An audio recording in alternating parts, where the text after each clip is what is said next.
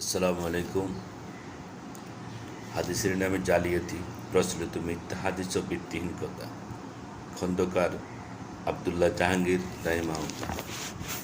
আজকে আমরা বলবো রাসূলের নামে মিথ্যা হাদিসের নূর মোহাম্মদী ময়ূর রূপে থাকা।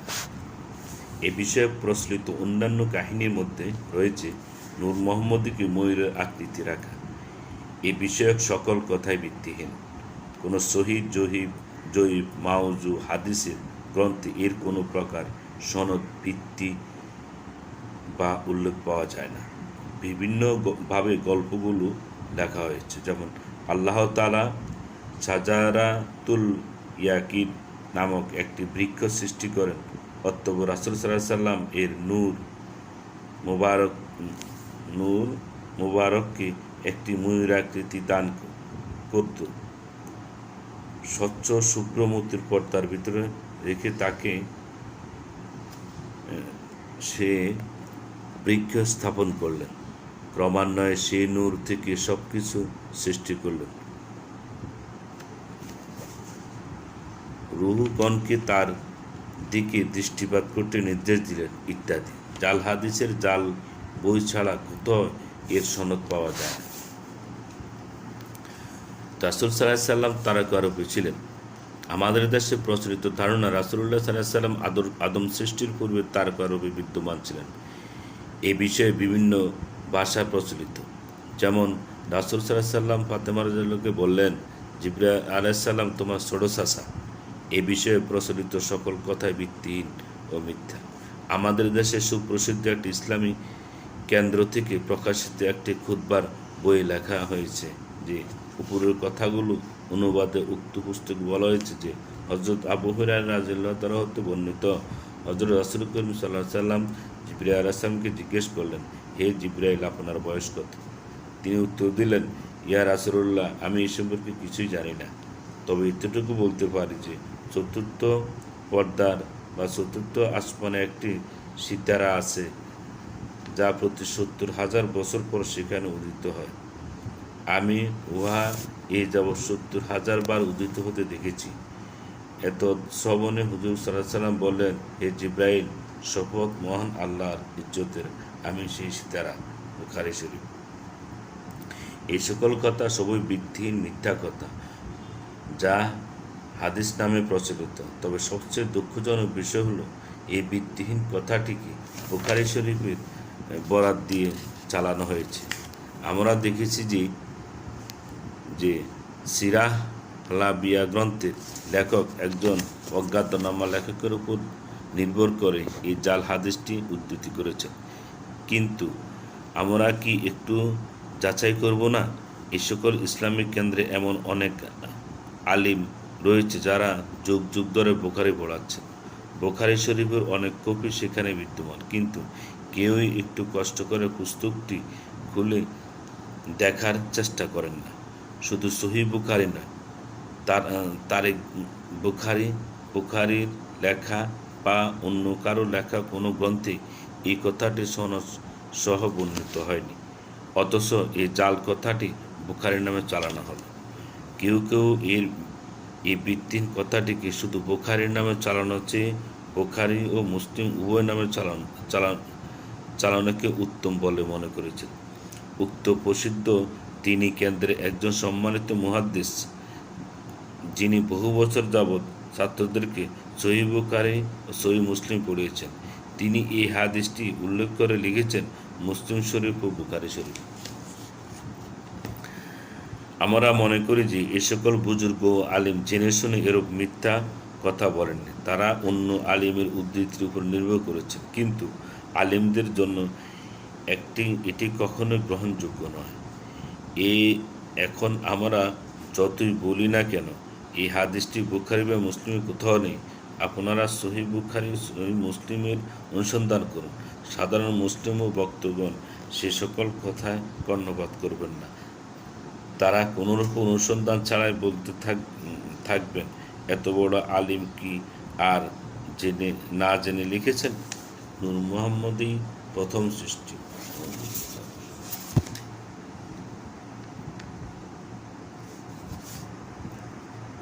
নূর মোহাম্মদই প্রথম সৃষ্টি অর্থে নিম্নে হাদীসটি সমাজে বহুল প্রচলিত। আল্লাহ সর্বপ্রথম আমার নূর সৃষ্টি করেছেন। সুদীর্ঘ হাদীসটির সারসংক্ষেপ হল, জাবির রাদিয়াল্লাহু তাআলা রাসূল সাল্লামকে প্রশ্ন করলেন, আল্লাহ সর্বপ্রথম কি সৃষ্টি করেছেন? উত্তরে তিনি বলেন, সর্বপ্রথম আল্লাহ তোমার নবীর নূরকে তার নূর থেকে সৃষ্টি করেছেন। এরপর লম্বা হাদীসে উল্লেখ করা হয়েছে যে এই নূর বিভিন্ন ভাগে ভাগ করে তা থেকে আরশ, কুরসি, লৌহ, কলম, ফেরেশতা, জিন, ইনসান এবং সমগ্র বিশ্ব সৃষ্টি হয়।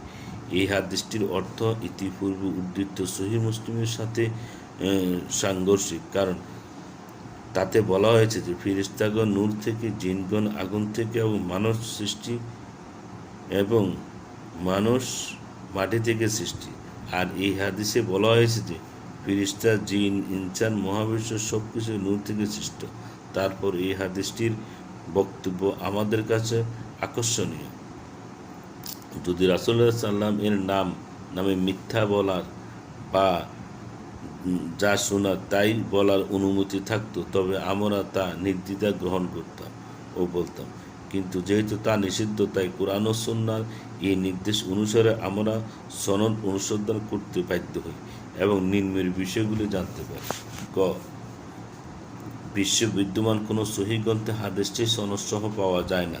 আমরা বলেছি, একটি হাদীস সাধারণত অনেকগুলি হাদীসের গ্রন্থে সনদসহ সংকলিত থাকে, কিন্তু এই হাদীসটি কোনো হাদীস গ্রন্থে সংকলিত হয়নি। খ, আমরা দেখেছি যে ইতিহাস, সিরাত, আকীদা, তাসাউফ, ওয়াজ ইত্যাদি বিষয়ক গ্রন্থগুলিতে বহু সংখ্যক হাদীস জয়ীফ ও জাল হাদীস সনদবিহীন বা সনদসহ সংকলিত। ইসলামের প্রথম 500 বছরের মধ্যে এই সকল বিষয়ক কোনো একটি গ্রন্থ এই হাদীসটির কোনো উল্লেখ নেই। গ, যতটুকু জানা যায়, 7ম হিজরি শতকে প্রসিদ্ধ আলিম মহিউদ্দিন ইবনে আরবি আবু বকর মুহাম্মদ ইবনে আলী তাই হাতিমি সর্বপ্রথম এই কথাগুলো হাদিস হিসাবে উল্লেখ করেন। প্রসঙ্গত উল্লেখ করেছে, ইবনে আরবি তার পুস্তকাদিতে অগণিত জাল হাদিস ও বাহ্যত ইসলামী বিশ্বাসের সাথে সাংঘর্ষিক অনেক কথা উল্লেখ করেছেন। পরবর্তী যুগে বুজুর্গগণ তার প্রতি শ্রদ্ধাবশত সকল কথা বিভিন্ন ওজর ও ব্যাখ্যা পেশ করেছেন, আবার অনেকেই কঠিনভাবে আপত্তি করেছেন। বিশেষত মুজাদ্দিদে আল ফেসানি, শাইখ আহমদ ইবনে আব্দুল আহাদ, শারহিন্দ ইবনে আরাবির এই সকল ভিত্তিহীন বর্ণনার প্রতিবাদ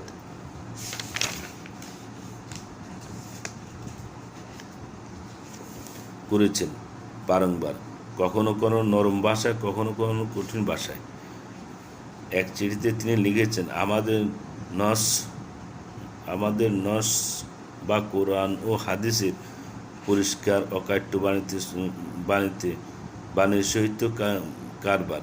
ইবনে আরাবির কাশফ ভিত্তিক ফস বা ফুসুল হিকামের সহিত নয়। ফুতহাতে মাদানিয়া বা মাদানী নবী সাল্লাল্লাহু আলাইহি সাল্লাম এবং হাদিস আমাদের ইবনে আরাবির ফুতুহাতে মাক্কিয়া জাতীয় গ্রন্থাদি থেকে বেপরোয়া করিয়া দিয়েছে। অন্যত্র প্রকৃত সুফিদের প্রশংসা করে লিখেছেন, তাহারা নসস, কোরআন ও সুন্নাহর সুস্পষ্ট বাণী পরিত্যাগ করত। শেখ মহিউদ্দিন ইবনে আরাবির ফসল বা ফুসুল হিকাম পুস্তকে লিপ্ত হন না এবং ফুতুহাতে মাদানিয়া অর্থাৎ হাদিস শরীফ বর্জন করত। ইবনে আরাবির ফুতুহাতে মক্কিয়ার প্রতি লক্ষ্য করেন না। নসজ বা আল্লাহর বাণী পরিত্যাগ করত। ফসজ বা মহিউদ্দিন আরাবির পুস্তক আকাঙ্ক্ষা করেন না এবং ফুতুহাতে মাদানিয়া ও পবিত্র হাদিস বর্জন করত। ফুতুহাতে মাক্কিয়া পুস্তকের দিকে লক্ষ্য করেন না। আচ্ছা, সর্বাবস্থায় ইবনে আরাবি ও এই বাক্যটি কোনো সূত্র উল্লেখ করেননি, কিন্তু তিনি এর উপর তার প্রসিদ্ধ সৃষ্টি তত্ত্বের ভিত্তি স্থাপন করেন। খ্রিস্টান ধর্মাবলম্বীদের লগস তত্ত্বের আদলে তিনি নূর মোহাম্মদী তত্ত্ব প্রচার করেন। খ্রিস্টানগণ দাবি করেন যে আল্লাহ সর্বপ্রথম তার নিজের জাত বা সত্তা থেকে কালেমা বা পুত্রকে জন্মদান করেন। পুত্র নূর থেকে জাত নূর, এর পুত্র থেকে আল্লাহ সকল সৃষ্টি করেন। ইবনে আরাবি বলেন, আল্লাহ সর্বত নূর মোহাম্মদী সৃষ্টি করেন এবং তার থেকে সকল সৃষ্টি করেন। ক্রমান্বয়ে কথাটি চড়াতে থাকে। বিশেষত 9-10 হিজরি শতকে থেকে লেখকগণের মধ্যে যাচাই ছাড়াই অনেক কথার উদ্ধৃতি প্রবণতা বাড়তে থাকে। শ্রদ্ধাবশত, বস্তুত হেতু অথবা অন্যান্য বিভিন্ন কারণে নির্বিচারে একজন লেখক আরেকজন লেখকের কাছ থেকে গ্রহণ করতে থাকেন, যে যা শুনেন বা পড়েন তাই লিখতে থাকেন। বিচার করার প্রবণতা কমতে থাকে। এভাবে বিগত কয়েক শতক যাবৎ সিরাত, মিলাদ, তাসাউফ, ওয়াজ ইত্যাদি বিষয়ক অগণিত গ্রন্থে এই হাদিসটি উদ্ধৃত হয়ে থাকে। পরবর্তীতে আরও কয়েকটা অংশ আছে, আলোচনা করবো ইনশাআল্লাহ। আসসালামু আলাইকুম।